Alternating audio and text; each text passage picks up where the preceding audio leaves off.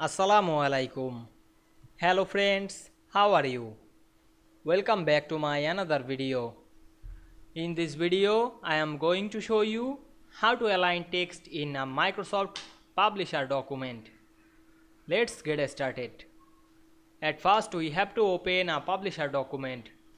Now we want to align text in this document. Select a text. Click and drag on our mouse. Then go to the home menu. And now we can see here many options. Now we select the center align.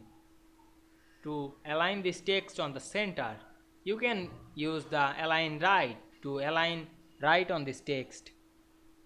Now I select center. Now we can see we align text in this publisher document very easily. I hope you enjoyed the video. Please like, comment, share and subscribe my channel. Thanks for watching.